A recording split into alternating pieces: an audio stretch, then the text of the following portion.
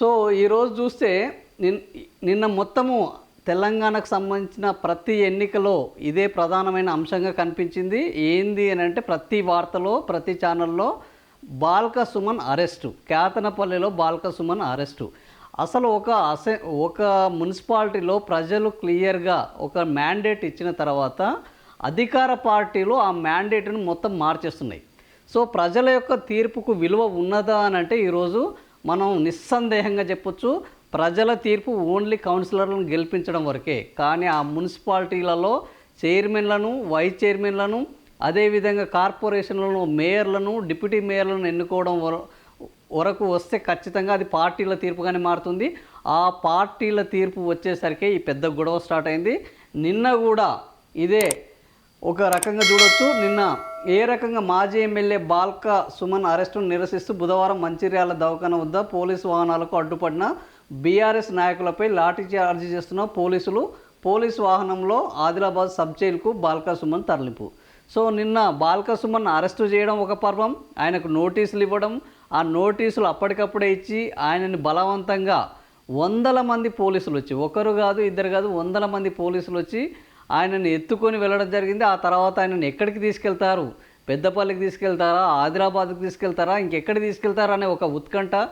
Police వాహనాల వెంట పార్టీల యొక్క వాహనాలు పెద్ద కాన్వాయ్కి వెళ్ళడం, ఇదంతా ఒక చిత్రం. నిన్న ఒక సినిమా చూపెట్టినట్టు ఆ Balka Suman arrest BRS versus Congress నడవడం జరుగుతుంది. మంచిర్యాలలో ఇప్పుడు మంత్రులకు ముఖ్యమంత్రి మీ ఏరియాలో మున్సిపాలిటీలను గెలుచుకోవడం మీ బాధ్యత అని వాళ్ళ మీద ఏదైతే ఆయన బాధ్యత పెట్టాడో, ముఖ్యమంత్రి దగ్గర తమ బాధ్యతను ఖచ్చితంగా మేము గెలిచి తీరాలన్న పట్టుదల కోసం మంత్రులు ఏ స్థాయికి వెళ్తున్నారు అనే దానికి ఇది ఒక నిదర్శనం.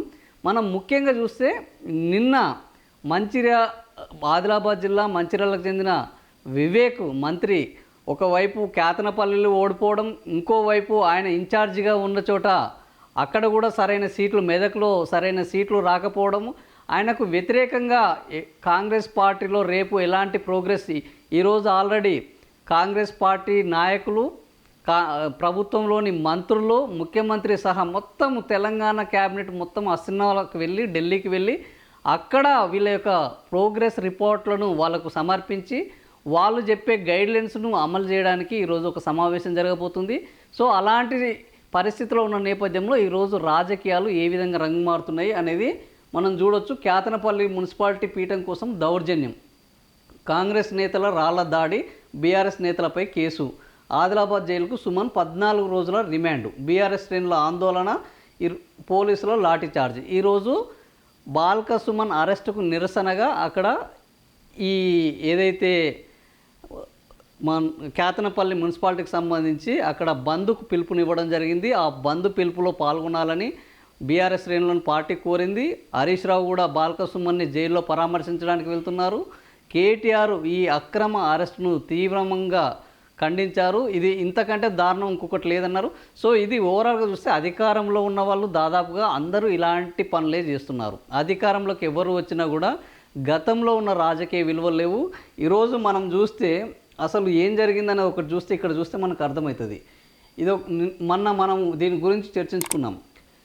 ఈరోజు పార్టీల మధ్య ఎన్నికలు జరిగినాయి. పార్టీల మధ్య ఎన్నికలు జరిగితే ప్రజలు ఏ వైపు ఉండాలి అని క్లియర్గా వాళ్ళు నిర్దేశించుకున్నారు. కానీ ప్రజల ఆలోచనలను, ప్రజల తీర్పును పరిహాసం చేస్తూ పార్టీలు వాళ్ళ యొక్క అనైతిక పొత్తులను ఏ విధంగా కొనసాగించాయో చూడొచ్చు. మనం ఆదిలాబాదులో కాంగ్రెస్ ఎంఐఎం కలిసిపోయినాయి, వాళ్ళిద్దరూ మిత్రపక్షాలు అనుకుందాం. కామారెడ్డిలో కాంగ్రెస్ బీఆర్ఎస్. సో కామారెడ్డి, నిజామాబాదు, బాన్సువాడలో ఒకవైపు అక్కడ ముఖ్యమంత్రి పోటీ చేసి ఓడిపోయాడు.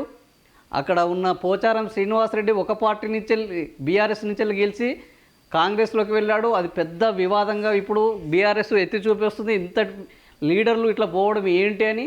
అక్కడ వీళ్ళు ఎవరితోటి పొత్తు పెట్టుకున్నారు, బీఆర్ఎస్ వాళ్ళు కాంగ్రెస్ తోటి కలిసిపోయారు. కాంగ్రెస్ వాళ్ళు బీఆర్ఎస్ని తిడతారు, బీఆర్ఎస్ వాళ్ళు మమ్మల్ని లాక్కుంటున్నారని పొద్దున లేస్తే ఏడుపులు ఏడుస్తారు. అదే కామారెడ్డిలో వాళ్ళతోటి పొత్తు పెట్టుకున్నారు.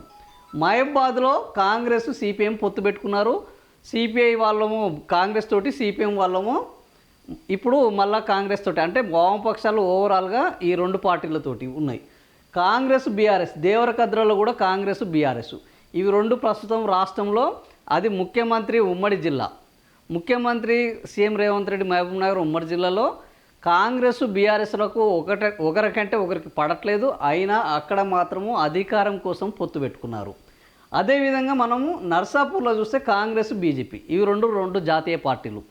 పొద్దున లేస్తే కాంగ్రెస్ విముక్త భారత్ కావాలని బీజేపీ అంటది. బీజేపీని ఇంకా పారదోలకపోతే ఈ దేశంలో నియంతృత్వం వస్తుంది అని కాంగ్రెస్ అంటది.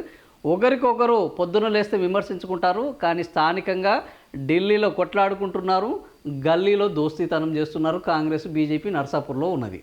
అదేవిధంగా బీఆర్ఎస్ బీజేపీ. సో బీజేపీని ఎదిరించడానికి తెలంగాణ రాష్ట్ర సమితి కాస్త భారతీయ రాష్ట్ర సమితిగా మారింది. మహారాష్ట్రలో వాళ్ళ మీద పోరాటం చేసింది. డైరెక్ట్గా బిఎల్ సంతోష్ని పట్టుకొని బీజేపీ యొక్క సిద్ధాంతాలను ప్రశ్నించింది.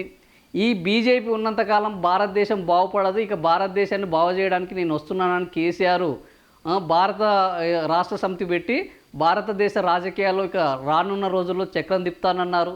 ఇంతటి వైరుధ్యము, ఇంతటి సిద్ధాంతంగా ఒకరికొకరు పోటీ పెట్టుకొని చివరికి గల్లీలో ఏం చేశారు అని అంటే బీఆర్ఎస్ బీజేపీలు ఇద్దరు కలిసి మున్సిపాలిటీలో అధికారాన్ని పంచుకుంటున్నారు. అదేవిధంగా వేములవాడలో కాంగ్రెస్ బీఆర్ఎస్, ఆమనగల్లులో కాంగ్రెస్ బీజేపీ, ఇస్నాపూర్లో బీఆర్ఎస్ కాంగ్రెస్, జిన్నారంలో బీఆర్ఎస్ బీజేపీ, అమరచింతలో బీఆర్ఎస్ కాంగ్రెస్. ఈ రకంగా పార్టీల యొక్క పొత్తులు అసలు ఈ మూడు పార్టీలు ఏ రెండు పార్టీలు కలిసినా కాంగ్రెస్ కలిస్తే బీఆర్ఎస్ బీజేపీలు దోస్తులు అంటారు.